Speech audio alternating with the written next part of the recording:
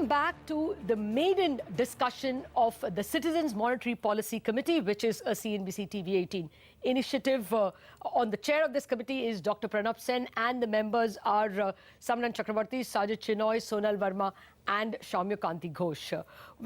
We were discussing the liquidity situation and the extraordinary emphasis that the Reserve Bank placed on it, saying that that is what it has started to tackle since April. It certainly walked the talk. It's bought 70,000 crore worth of bonds. So it has definitely reduced the liquidity deficit, so to speak. But Shamiran, instead of me telling, why don't you tell us what is your assessment of the liquidity situation right now? Our sense is that liquidity has improved over the course of the last couple of months. In fact, the extent of RBI OMOs over this period has been more than what we were estimating. But still, there is a core liquidity deficit. Very interesting would be that seasonally from June, July, the currency in circulation starts coming back into the system. And how quickly this leads to a situation where the core liquidity deficit is wiped out and we move to some kind of a surplus liquidity situation is something which will be very important to see.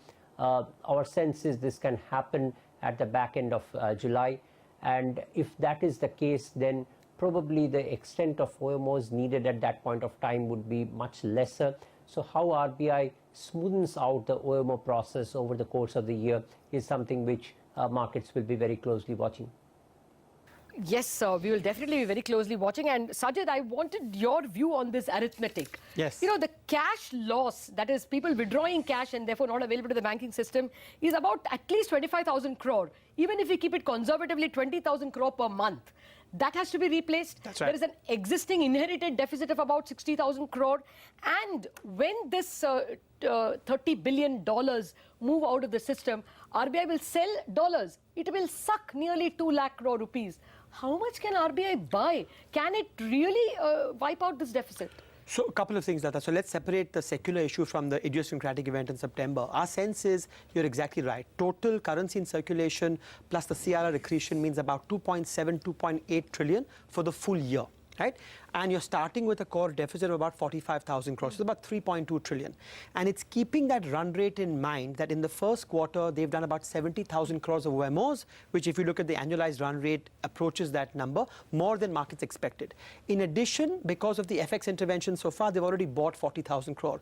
So you've seen about 1.1 trillion in the last 2 to 3 months. So RBI is clearly signaling that they're cognizant of the magnitudes at hand, and over the course of 12, 15, 17 months, they will essentially wipe this out. It's important to understand the core deficit needs to go into a core surplus to offset average government balances with the government so that the system goes into balance. And you need the system to be in balance to get the near-term impact on treasury bills softening. So how much have they to buy? They have to buy it, which is why the governor was right in saying this is a new regime. Let's everyone take a deep breath. This will take a year, more than a year to do. Markets have to read the signals here that the RBI is now committed to gradually taking the core deficit to zero and therefore the system deficit to zero. I'll just make one last point. Our estimates are once you do this, the quantum of OMOs required and the fact that the interbank deficit is zero means the entire yield curve perhaps shifts down by about 25 basis points. So in equilibrium, this is tantamount to a 25 basis point rate cut both at the short end, at the long end. So clearly the impact on wholesale markets will show up with some length of time. The important one is what Sonal said. It's still not clear that you're going to see transmission into banks.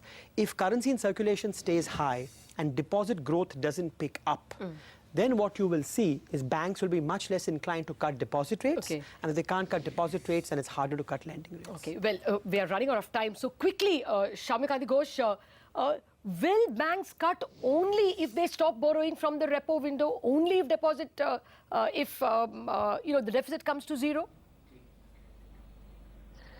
No, I think, Lata, there is a fundamental point over here. I mean, if I just take into account all the arithmetic which is going on and given the fact that RBI has actually brought down the core liquidity deficit to significant in the first 2 months, The point over here is that the banks need to take a long term. We are now know you are now in an MCLR regime. So MCLR regime means every month you have to revise the lending rates, and that's a process which is already in public domain. So every month you will see that the banks revising the lending rates. So that is one thing. If I keep aside that lending rates and deposit rates separate, I think deposit rates, the bank's problem could be a little more compounded going forward, because in August, September, if we see those liquidity outflows because of the FCR and redemptions, banks actually will be hard pressed to cut deposit rates so as to protect their base. So my concern is, as of now, the transmission is actually happening on an incremental basis. Every month you are saying banks are getting say 5 to 10 basis points on the MCLR front, but going forward, whether that window will exist because of the forthcoming XNRB outflow, that will remain the $1 million question as of today. Okay. Well, Sonal, if the RBI really were to do so many OMOs, is it at some point endangering its inflation fighting mechanism altogether?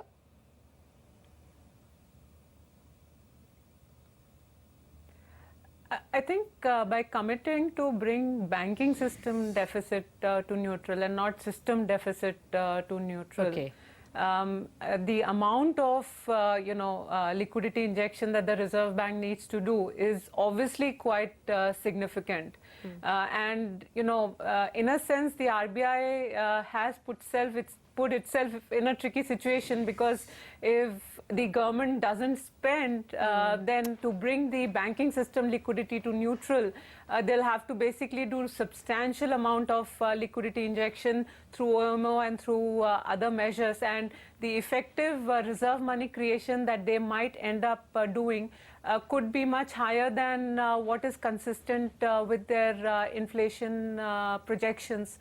So I think we are still fighting yesterday's battle, which is how to get transmission going. But this is something that could become a challenge going forward, in that the liquidity regime being a bit inconsistent with the inflation forecasts that they have. All right, this liquidity argument will need a lot of time, but we are out of time. So, gentlemen, I'll ask you all to pick up your pens and write your vote on the placards.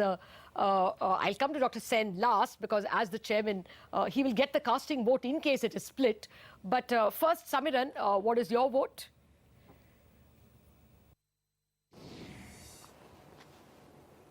There's no change. Sajid, what's your vote?